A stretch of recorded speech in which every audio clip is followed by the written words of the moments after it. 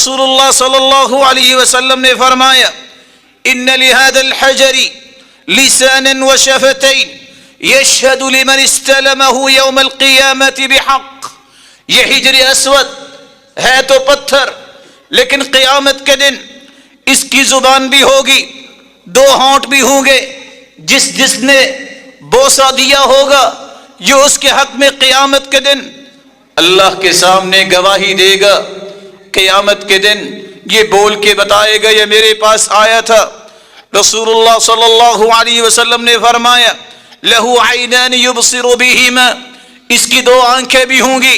व लिसानुन यंतिक़ु बिह, जुबान भी होगी जिसके साथ बोलेगा। यशहदु अला मन इस्तलमहु बिहक़, और गवाही देगा कि कौन आया था अल्लाह के घर में, कौन आया था जिसने तवाफ किया, कौन आया था जिसने बोसा दिया।